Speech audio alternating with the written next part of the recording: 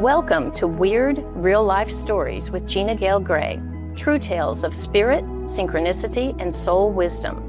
I'm Gina, freedom coach, counselor, and oracle, and this is where the unexplainable finds a voice. Here we tell stories that don't fit inside logic, stories like messages from the beyond, mystical encounters with nature, and moments so wild they make you question everything, and yet feel more real than anything else.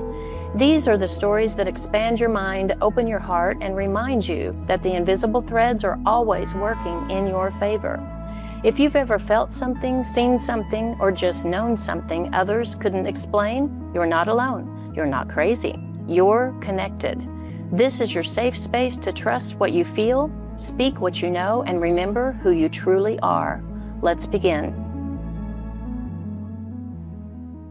And I want to welcome you back to Weird Real Life Stories with me, Gina Gale Gray. On my last episode, I shared a magical story about a moth who gave me a sacred gift when she chose to lay her eggs on my hand back in 2021, not too long after my son Spencer had transcended into his light body. But first of all, I'd like to welcome my guest and good friend, DeeDee. I'm not even going to try to pronounce your last name. She can do that if she wants you to know her last name. But DeeDee is an intuitive who listens and speaks to spirits who have crossed over, but haven't quite completed their process. Let me welcome DeeDee. How are you doing today? I'm doing great, Gina. Thank you so much for having me here. I'm Really excited. I'm excited to hear your input. And I want to move into information from my guest, DeeDee, but it looks like something happened and she dropped off the call. So I don't know if she's trying to come back on the call or not. I hope that she comes back. Okay, I think she's coming back. Perfect timing. So DeeDee is back.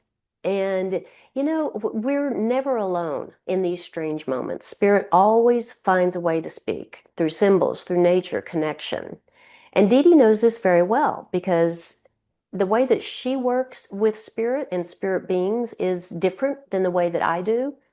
But I remember her telling me when I first met her, she told me a specific story that I have never forgotten about one of her early encounters that was so real, could not be denied.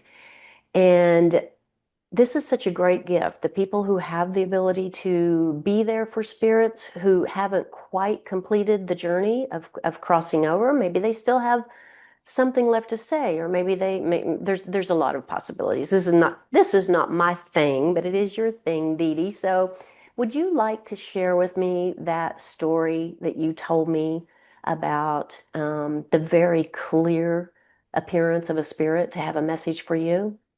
are you talking about my uncle? Yes. Yeah. So my power went out, by the way, and I think the timing was very interesting. I know, right? It always is. Like, scramble. Okay. Yeah. So the story about my uncle, it was really, God, such a pivotal experience in my journey, with regards to my spiritual connection. I had moved in with my aunt and uncle. My aunt and my uncle was dying from bone cancer and chose to pass at home. And the week after he passed, and I did get a message the night before he left, by the way, which was really, I thought it was just, me being scared that he was going to leave, but, pretty clear and strong message that he was going to go, and thought that was the first part of that. But a week later, after his passing, I was in bed and I was sleeping, and the dog had been in bed with me, and I heard this thunk on the floor, and I reached around for the dog, and there was no dog. And I opened my eyes, and there was this blue weird light coming down the hallway. Keeping in mind, this was like back when there was four channels on the TV. So it was like poltergeist with the whole shh and the blue light. It was really crazy. Um, but I was looking around trying to focus, and there was a man standing at the end of my bed. And I tried to scream, and it was just my mouth open and nothing came out. And then I realized, wait a second, this is my uncle. And he wasn't really clearly, not like I could see every bit of his being, but I could feel his spirit for sure. And I knew it was him. Innately, I knew it was him.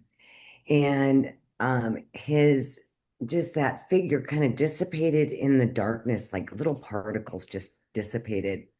And I thought, this is just really so crazy. And I got up to go down the hall to check on my auntie who was asleep. And this was like, I don't know, 3 or 4 o'clock in the morning. And the dog looked up at me. She was sleeping with her. And I went back to bed. And you would think that I would be so traumatized by this, spirit in my room. But I went right back to sleep. And I know I was really tired, but still, and I woke up the next morning and it was like all this information had been downloaded to me in my sleep of how things work, what we do when we leave here, those things, how those work, and why we come back and how we come back. And it's almost like being in school. You start out in kindergarten when your soul is first starting its journey, and you graduate from one grade to another. And you might skip a couple because you got certain things accomplished in that lifetime that needed to be done. And you're like, oh, I don't have to go back, for those levels. And that's kind of what he showed me was there was not grades per se, but a good way to kind of understand, but it was levels that we graduate to as we experience through our lifetimes to be able to get to a point where, like in numerology, you certain number means we're done, that we're at that level where we're finished and we don't have to come back here anymore. We Yeah. finished all of um, those lessons. And so it was just very pivotal in the graduation into opening up more and understanding, not being so afraid of the experiences that I was having.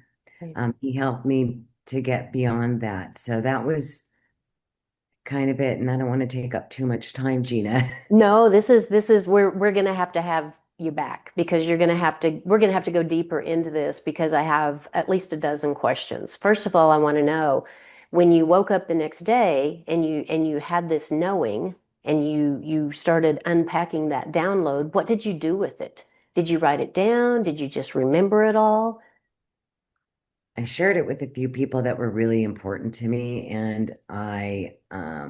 Did they it believe was, you? yes, Okay. well, mostly. Hmm.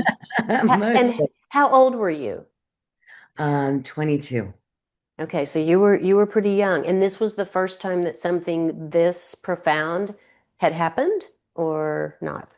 This profound. I mean, that was an over the top experience for sure, but I'd had probably things going on since I was about 8 that I can remember that were really scary for me at the time. Okay. So do you feel like he came to you to calm some of that fear and help you be okay with your gift? I think that was a large part of it, and the other part of it was to make me feel more confident about what my place was in this lifetime, and where my soul was and how I was supposed to take that information and share it with people that were open to hearing, and wanting to learn more about the journey that I believe we all have. Others may not believe that that's how it works, but this is what I was taught. Okay.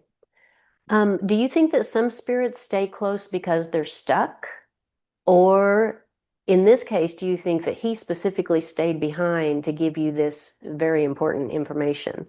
Oh, I think for him it was all choice. I felt him for a couple of weeks after that, or maybe about 6 weeks. I felt him.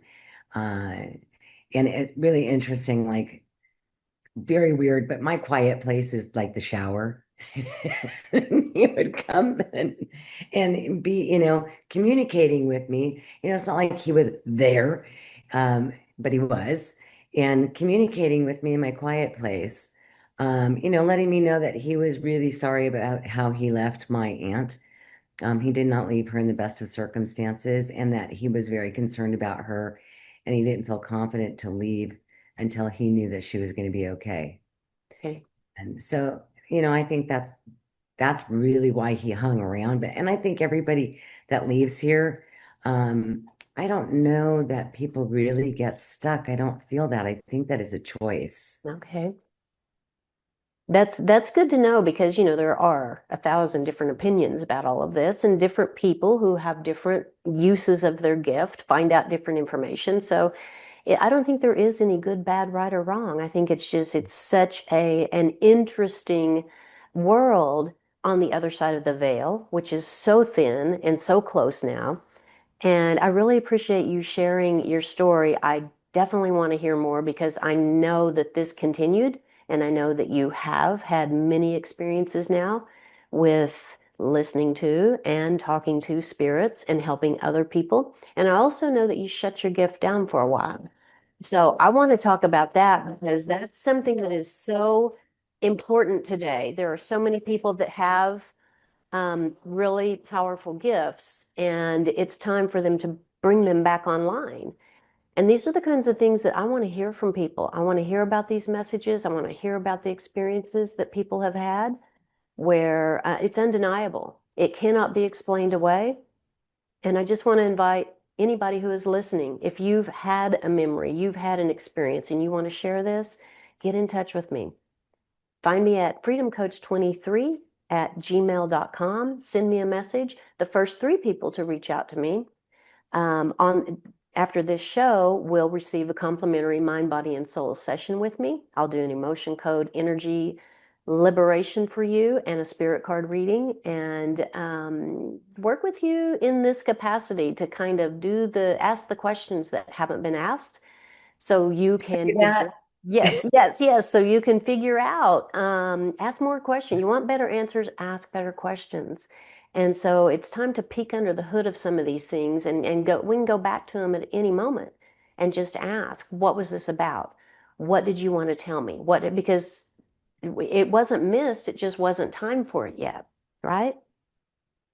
So thank you. And DeeDee, will you come back and we will hear more of your stories, because I've heard them in the pool, I've heard them at restaurants, hanging out. So I want people to hear some of the amazing stories and encounters that you've had, because I think it will help others realize it's time to share. it's kind of a fun adventure. It is so much more fun than watching TV or having conversations about the state of the world. This is the new state of the world, right? Agreed. Agreed. Okay, well, we will plan this and maybe just have you back on my next episode, and we'll just pick up where we left off. And because I want to hear how and why you shut down your ability, because that's a very touching story. And I think it's really important that people move beyond that now, even though it can be difficult, because there are so many people in the spirit realm who are looking for help and guidance into the light, and your light is needed to Thanks, Gina. guide them. So we will have you back on, and until next time, I hope everybody is well, and I'm excited to hear your stories, weird real life stories. Thank you for being with us today. Thank you for walking through the mystery with me on Weird Real Life Stories. I hope today's story stirred something sacred in you, something that reminds you your experiences matter, even the ones you can't explain. If your soul whispered yes at any point, share this episode with someone who needs to hear it. And be sure to tune in every first and third Wednesday at noon Pacific on Transformation Talk Radio for more true tales of spirit, synchronicity, and soul wisdom. To explore my holistic coaching, retreats, or tools for healing mind, body, and soul, visit anywheremindbodysoul.com. And if you're ready to go even deeper, my channeled book with my son Spencer, Listen to the Silence, Messages and Miracles from Spencer Who Never Spoke Words, is waiting for you at listentothesilence.org. You're not crazy, you're connected, and the story is just beginning.